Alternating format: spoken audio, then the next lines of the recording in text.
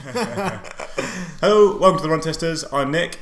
I'm Mike. And this is our guide to the best running watches to buy in 2021. We're going to be going through kind of 5 different categories to try and help everyone out who's looking for a watch. And we'll give you a top pick and a highly recommended in each category. We're also running through what else is there and also all the new stuff that's come out this year. So, you know, you're not missing out on anything hot and exciting. Right, we're going to dive into it with the best budget running watches. First up, we've got the best budget running watches. So we're going to look at anything that's really under £100. So really, hopefully, is accessible to most runners out there. Mike, has there been anything really exciting and new this year? So I think from the major brands, so guys like Garmin and Polar and Sensei, there hasn't really been anything. So I think it's going to kind of be a case for kind of looking at some older watches. But I think from some of less known brands, there's some potential options there that people might want to look at that are kind of maybe a bit more kind of smartwatch and sports watch type setup. So there are things, but generally I think you're going to be looking at older watches to kind of go for this price range. That's fair enough. So yeah, so really probably not talking about RRP here, because we're kind of talking about watches where the RRP is essentially meaningless at this stage. It's really, they're always in sales, and generally you're going to be able to find them for £100. That's the case with our kind of top pick, which is... So we say the Garmin Forerunner 35, and I think you can also look at the 30, which these two watches, I think, if you look around and shop around, generally you can find under that £100 price point, essentially. Yeah.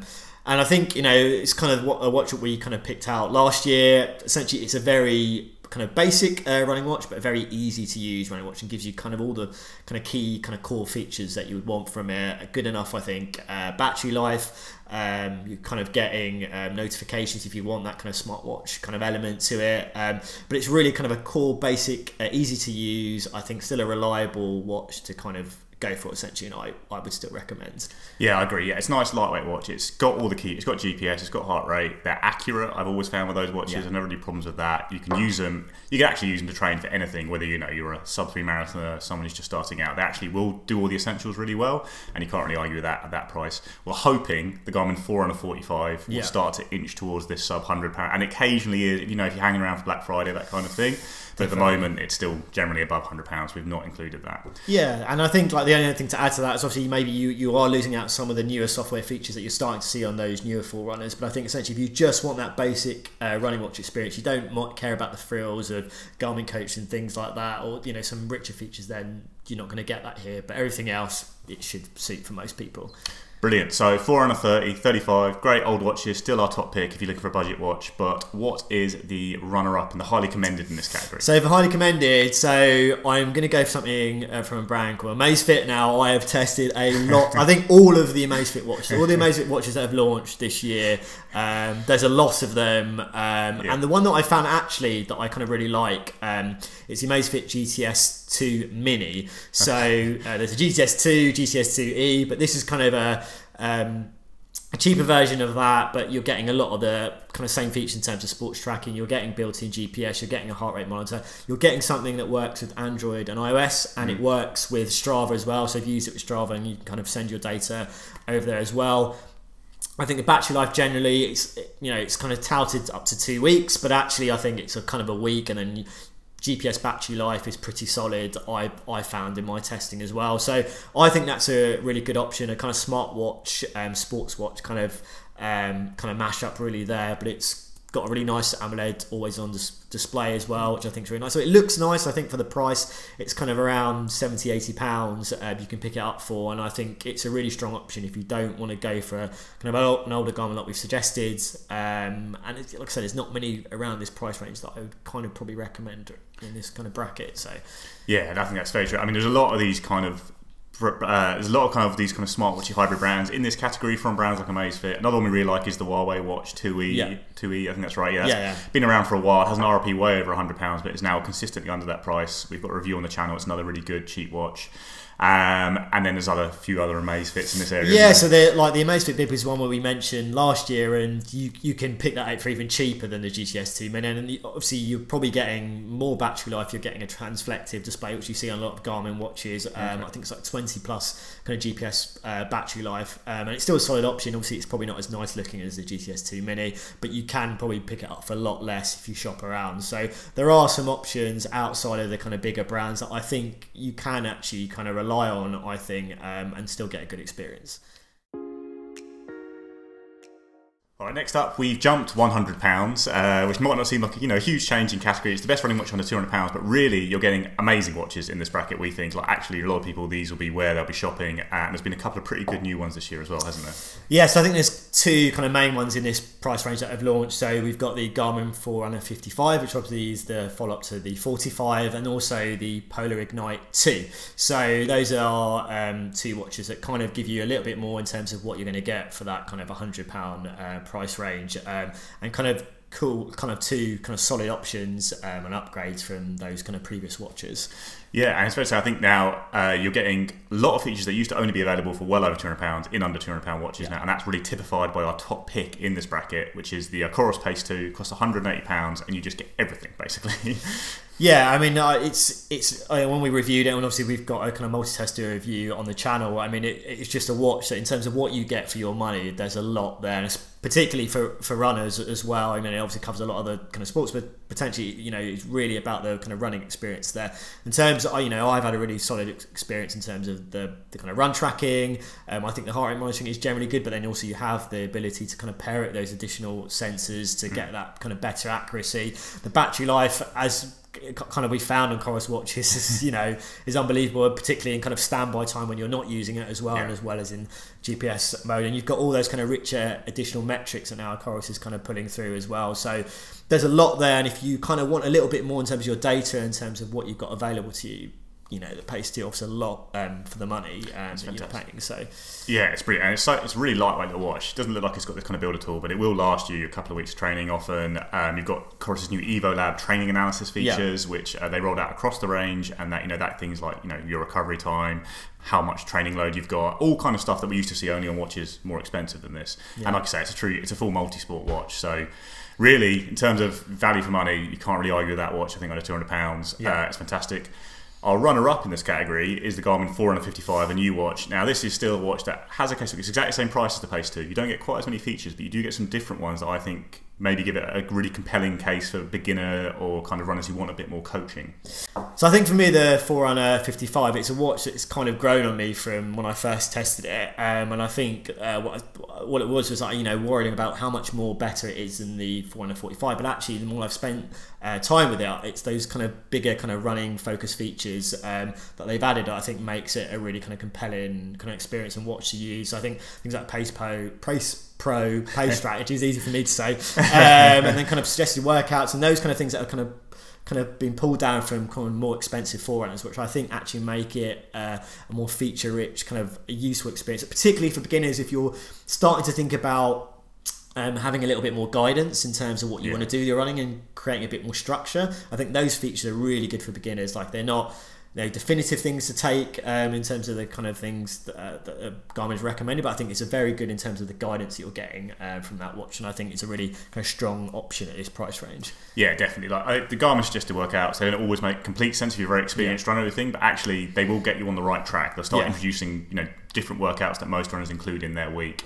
And then Pace Pro race day planning is really, I've used Pace Pro for a couple of races just to help you guide. It basically gives you a split by split guidance to your kind of race course to help you take the uphill slow but bomb it downhills, things like that.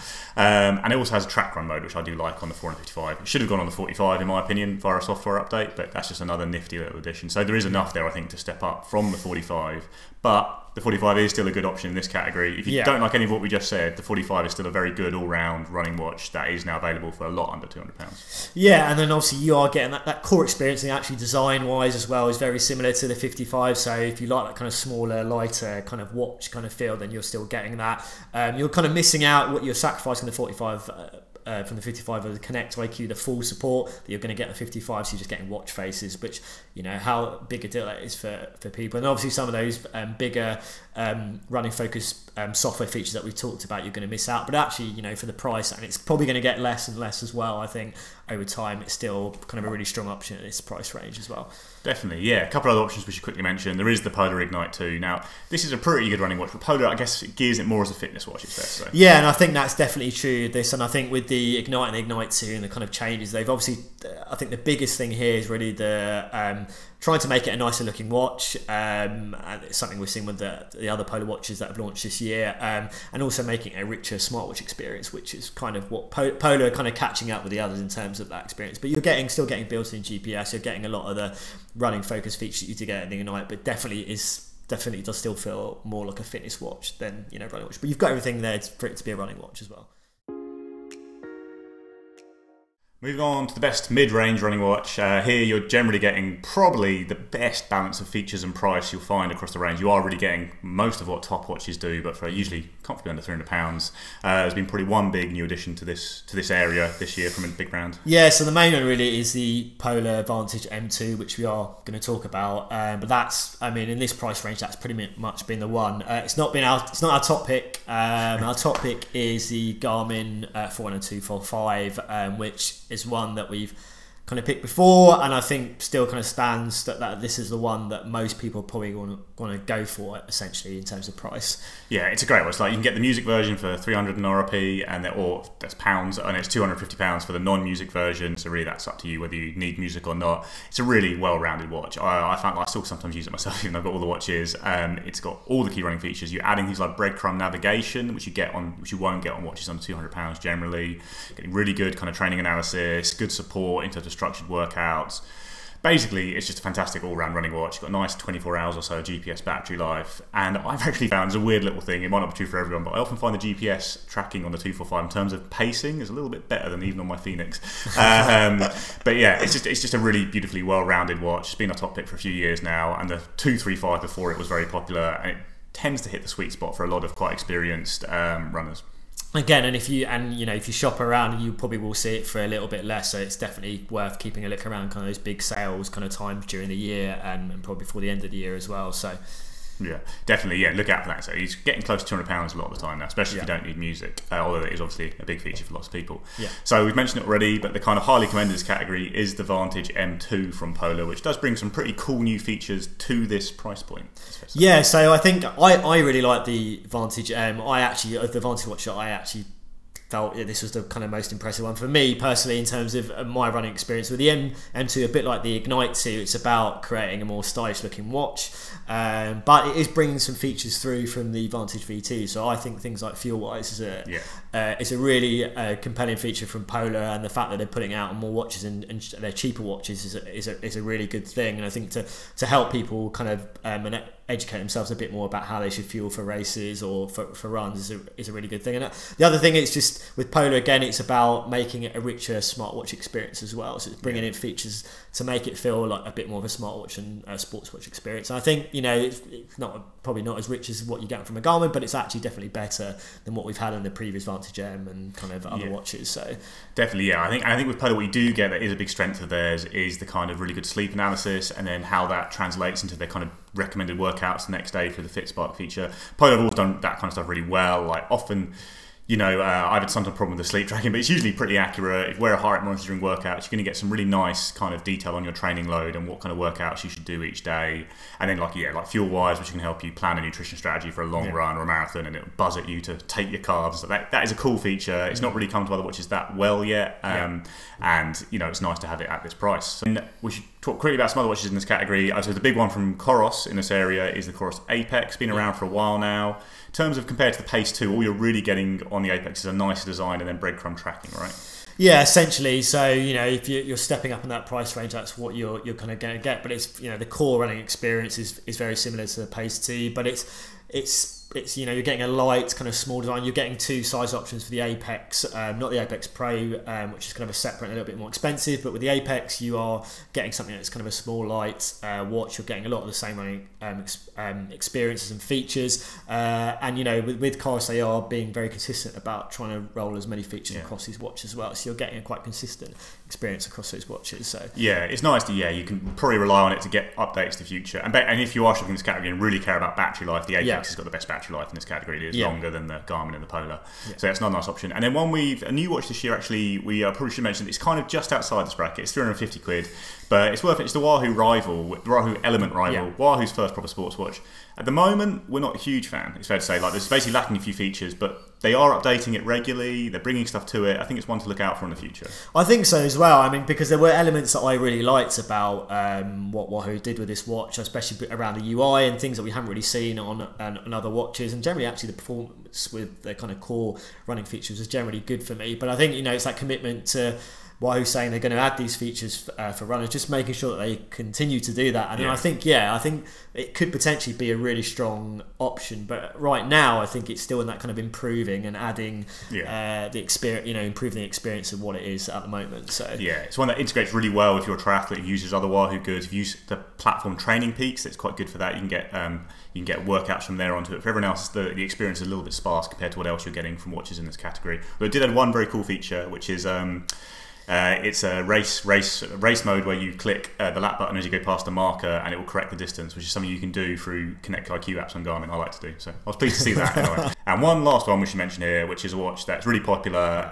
It's quite a cool watch, the Garmin Instinct and the Instinct Solar. They're a bit different from Garmin's traditional running watches. Yeah, and also, I mean, like it's a different setup in terms of the screen and the kind of feel of this watch as well. But actually, it's a kind of generally, like a lot of the other Garmin watches, you're getting a really strong kind of running experience. You're still getting the navigation from it. You are getting kind of everything you would kind of expect from a watch at this price range and a Garmin watch at this price range. I kind of liked it, when I used it. I mean, I was expecting to kind of enjoy the kind of running experience from it, but actually it's a really strong option, I think, and particularly the Instinct. I think still, there's Instinct Solar, but I think the Instinct is generally available at a really good price. And if you like something a little bit different in terms of the look and feel of this, of a watch or a Garmin watch, it's not really like a Forerunner really in terms of the look and the screen setup. It's still a really good, strong option and getting you all those cool features that you expect to get from a Garmin as well. Yeah, I think the only thing it really lacks is kind of the training analysis. Yeah. It's like the VO2 Max, but it's built more for that rugged design and certainly a cool little option to have if you do like kind of a really outdoorsy stuff. Definitely. All right, big dog time. We're into the very expensive watch category. Best if money's no object. What's the key watch to have? And actually, there's been a lot of new watches in this category this year, Mike. Yeah, so I mean, when we've kind of looked back at what we've tested or what has been announced, actually, there's probably the most new watches have happened in this category. So I think obviously there's the Garmin Enduro, which we will talk about a little bit later. There's also the Garmin Forerunner 945 LTE. Now, we haven't tested it here because it's kind of a US only watch, and that LTE essentially is about bringing into play the safety features that Garmin have used. So it's not really a kind of the LTE connectivity like an Apple Watch or some of the smartwatches, but it's really about giving you access to those safety features that Garmin offers without having your phone nearby. So we haven't tested it, but a couple of other new watches, obviously the Coros Vertix 2. So yeah, this is the big one, the big launch from Coros this year. It's really a watch that's taken aim at the Phoenix from Garmin. It's got a lot of cool stuff in it. You're getting maps, you are getting music support, you're getting another monster Coros battery life, and a very interesting, intriguing new GPS mode, which is supposed to, like a dual GPS mode, which is meant to increase the accuracy of the watch. We'll talk a bit more about the Vertix later, but it's another interesting new watch in the category for sure. And then the other watch we have to talk about is the Sinto 9 Peak. Now, we haven't tested it. Obviously, it has been announced this year. Obviously, an update to the Sinto 9. What's the kind of, it's a nicer looking watch. It's a beautiful looking. We wish we did have it to have a look at, but it's kind of intriguing. What's the kind of interesting features that Sinto have kind of brought to that, and obviously Sinto being relatively quite quiet in this space, but it's another new watch for them. Yeah, there's some nice interesting snap to GPS mode on that, which might help with race pacing, but I don't think the core running experience has really changed that much from things we have tested and not always been that amazed by the Sintos. But anyway, we've talked all around it. Let's talk about a topic. It's the watch that we keep talking about every year. It's the Garmin Fenix X Pro. It's the watch I use every day, and it's really hard. It's been around for a while now, but nothing's come and dethroned it, has it really? No, I think in terms of if you've got a lot of money to spend, if you kind of want the best kind of running experience that kind of Garmin have got to offer, I think this is pretty much it in terms of the running features, things like mapping. I think the battery life. I think the Phoenix design has kind of got a lot more manageable, I think, to wear, even if you kind of don't like kind of those bigger watches. I think actually that's really important as well. I think people are very kind of fussy about the design, but I think it's a solid running experience. I think obviously you've got the 945, which kind of takes pretty much all those features and puts it into a lighter design, a smaller design. So if you didn't want that kind of bigger Phoenix watch, you've got that 945 still, and I think those two watches kind of work really nicely in terms of what you're getting in a running experience. Yeah, I'd definitely be picking between one of them. Like, actually, the 945 is usually cheaper as well these days. And if you if you like a lightweight build, if you don't want the kind of slightly flashier, heavier Phoenix, really, I think a lot of stuff. Actually, the Coros Vertex 2 launch has really showed to me how good the Phoenix is, because it's tried to do a lot of similar stuff. The maps on it they aren't as good. Garmin's mapping is very good. It's got turn by turn. It can do maps on the fly, things like that. It's got very detailed training analysis, things like acclimation to heat and altitude, all that kind of thing. And then the music is obviously links to Spotify. So across all Garmin's music watches, it's a much more seamless experience than you're getting with kind of drag and drop watches like the Vertex 2. So really, it still kind of offers the best of everything. Well, we might see a Phoenix 7 next year, and then we'll see how they can really improve on it. But hard to top either Phoenix or indeed the 945 if you prefer a lighter, slightly cheaper watch, which has really got the same core experience. And then we've got another Garmin. And then our runner-up in this category is a new watch from Garmin, actually, but it's the Enduro. And really, this is the watch. So I think it's fair to say, I think me and Tom wear the Phoenix most days. Tom and Kieran have gone all in on the Enduro. And is it just the battery life, really? I think it is. So, I mean, 100%, if people are asking me that topic, I would still say Phoenix X Pro. But the reason that the Enduro stayed on my wrist, a couple of reasons: the battery life, the titanium version, I think is really important. There's titanium stainless steel kind of bezel versions, and I've got the titanium one. It's a big watch, but it's a light watch, and that's the main thing for me. It's like similar kind of frames to kind of the Phoenix 6X in terms of stature, but ultimately for me, it's a battery life. I mean, I just don't charge this for like weeks, more so than a Phoenix, and that is a big kind of the Enduro. Obviously, you're missing out on kind of the full mapping support that you get on the Phoenix. You're not getting music as well, if that's something you care about. If you don't care about those things and you can deal with the kind of basic kind of breadcrumb kind of navigation support, you're getting the kind of same running experience that you get on a Phoenix. But it is the battery life. It is definitely about the battery life. And if you're going to go for it, I would 100% say go for the titanium over the stainless steel. I've used the stainless steel and it's definitely noticeably heavier. And it's a watch that I probably would kind of struggle to kind of wear day-to-day basis. But the titanium, which is more expensive, that is the Enduro I would go for. And it's the battery life for me is up there, and I hope it will end up going into the Phoenix or the next generation Phoenix, that technology. So that's right. I mean, we were talking money in a watch here, so I would say generally get the titanium if you can on the Phoenix. It's like I wear the titanium Phoenix, it is lighter. The Enduro, like I said, is more expensive than the Phoenix though. You really are paying for battery life. It's 80 hours of GPS though, and I found you could go 3 weeks a month, even when I was running 100k weeks really comfortably. The only real watch that's going to outstrip it is the Coros Vertex 2, which is a new one. Now, in its most aggressively detailed GPS mode, it comes down to 45 hours of GPS tracking, but in all systems on, which can connect to every satellite system at once, so that's GLONASS, GPS, Galileo, Beidou, the others, it's lasting 90 hours, and it probably will, if you use that thing, outlast an Enduro. It's the only thing that will outlast an Enduro, I think it's fair to say. And it's a watch, I think, for the future, the Vertex, is my gut feeling with this watch. Right now, the mapping support isn't fantastic. There's no turn by turn. The maps are a bit washed out. The music supports drag and drop. I think Coros is going to keep hammering and working on these things. And that new GPS mode hasn't really wowed us so far. It hasn't really proved more accurate than a GPS mode and other watches, including the Phoenix, which is a little bit flaky at times for me. So it's an interesting watch, the Vertex 2. It's coming in the same price as the Phoenix, although the Phoenix is available for less these days. One to keep an eye on, certainly, if you're looking to shop outside the Garmin range. And the other really impressive watch in this category that was a runner-up last year is the Polar Vantage V2, which is a fair bit cheaper than the Garmin. It's like about 450 quid. And that gives you all of Polar's best stuff, basically. Yeah, and I think the Vantage series, the Vantage V2 kind of really excel, which I think in terms of if you're looking a bit deeper in terms of your analysis, in terms of things like making improvements, I think, and you've got that amount of information there. Everything that kind of Polar kind of offers on that front is there on the Vantage V2, and I think even with the kind of sleep stuff that we've talked about in some of the other categories, I think it's really important how it's kind of pulled everything together in terms of your recovery and your training. And if you want a very training focused watch, I think this is still a really strong option to consider. And I've had really good experience using it as well. So and for the money, I think it's a really good option. Yeah, it's a lovely watch. Like you say, it's more training focused. You don't have those smart features really, and it's breadcrumb navigation. It does have turn by turn, which is useful. There's also the Polar Grit X, which is pretty similar to the one. There's a couple of annoying little feature differences, but it's a kind of slightly more outdoorsy look. Both have quite strong battery life, kind of 30-40 hours of GPS. Yeah, both good options out there. And the other one, because it is another Garmin, is the 745, which is again the same price as the Polar V2. The only real failing on it is it's got very poor battery life. It comes in like under 20 hours of GPS, I think. But it's a very small, petite, Garmin watch that offers their top level like kind of training analysis. It doesn't have mapping, it just has breadcrumb trails, but it really is a dinky little watch, and it's quite nice to wear, but you are paying the price on battery life for that. Yeah, and I think there are people who are going to want a watch like we kind of said the 945, where you just want that smaller frame, but you're getting a lot of those kind of richer training features and running features that you're still going to get in the 745, and it's still a very good option at that price as well.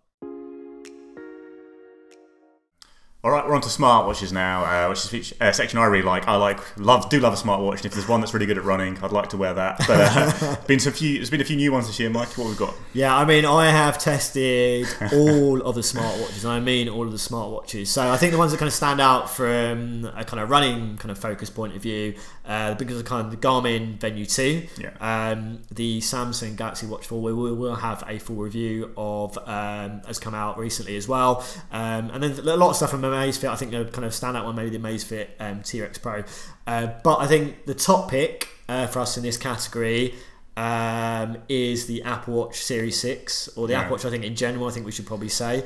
Why is it our top pick, Nick? You're the best person to talk about this, I think. I love the Apple Watch, and I used it as my main running watch training for a sub 230 marathon, which isn't very common, but I think it's a watch that can now do that level. I think the Series 6 was a big upgrade for a couple of reasons. So I'm a big fan of the Apple Watch, and I actually use it as my main running watch for long periods, despite being really obsessed with running. We're probably going to say the Series 7 in a week or two. Like, it is coming out soon. We haven't, from what we know, there's not a huge amount of changes. The core running experience is going to be the same. The design might be a little bit different, but the core running experience should be the same. And we really like, basically the Apple Watch Series 6 was a big upgrade, mainly because Apple behind the scenes fixed little GPS issues that had plagued this watch. It used to smooth corners a lot and really end up with your distance being shortened on almost every run. It frustrated the hell out of me. But the Series 6, that's not the case. Actually, when running with a phone or even just running with the watch, I found the Series 6 to be as accurate as any other GPS tracker, if not the most. I often use it as the barometer of accuracy. It's been that good. And what you're then getting is obviously the amazing Apple Watch all-round experience, all the apps and all that. And the apps are key, because the running apps you can get on the watch are much better than the native running experience. And I'm going to talk about Workout Doors quickly here. Of course. An app I've talked about a lot. Workout Doors is the best running app in the Apple Watch. I think we've got a big long review we've got a big long review of that app on the channel. It's worth checking out if you're considering an Apple Watch but are worried about losing running features compared to things like a Garmin. Workout Doors will basically fix that worry for you. You get a load of customizable data screens, you get maps on board, really nice vector maps you can see your trails on, stuff like that. It's a fantastic running experience. The moment it's not allowed to be always on, although that might change in the future Watch OS thing. So that would really, really make me switch completely to the Apple Watch, because the always on screen is often a bit of a problem.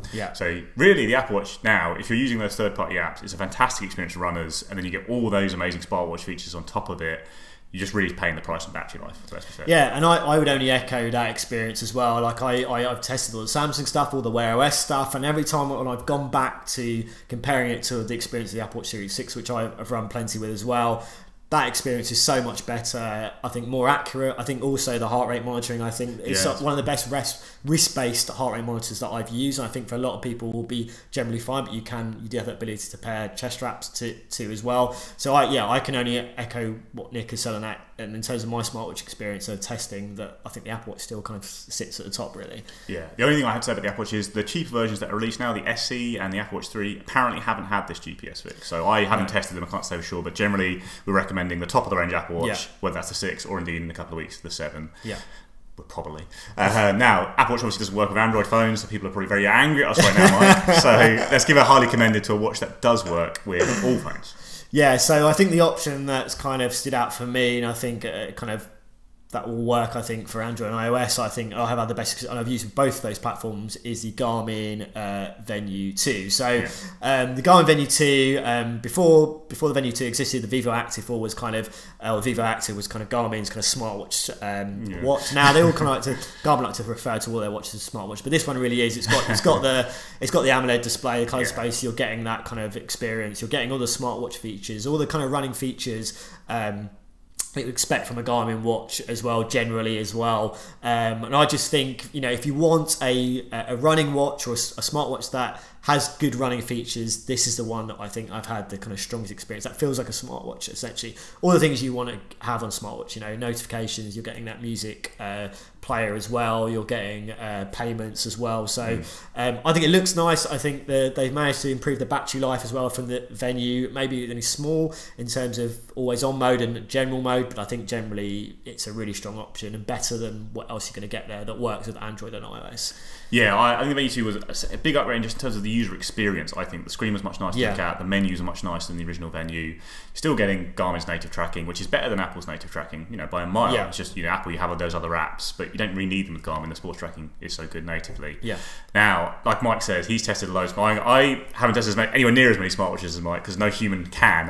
Like Mike's always got 2 phones on the go, 7 watches. So there are lots of smartwatches available right now, and actually picking out the wheat from the chaff is quite tricky. Let's first talk about, though, the big one from Samsung you've been testing recently. Yes, I've been testing that out at the moment. So obviously this is Samsung Galaxy Watch 4. There's a Watch 4 Classic as well. So Samsung have moved from their kind of own Tizen platform to Wear OS, which is kind of being revamped by Google and Samsung.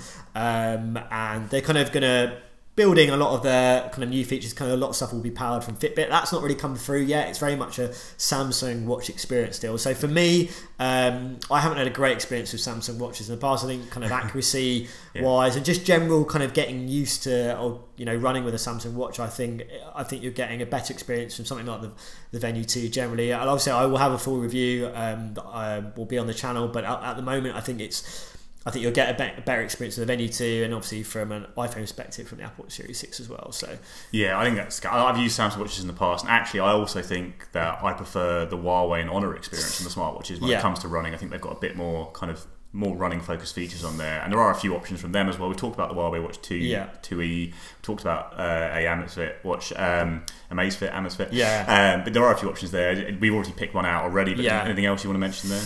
No, I think generally what the Amazfit watches, I think you're getting a very similar kind of running experience across the board. Again, it is one that works with Strava, and you know, if you are looking to spend a little bit less, that it's an option you can look at. Obviously, you're getting kind of more basic, I think, kind of smartwatch features, so things like notifications and stuff, and also that kind of extra third-party support outside of Strava you're not really getting. But generally, they're really solid options, I think, outside of the kind of usual, really.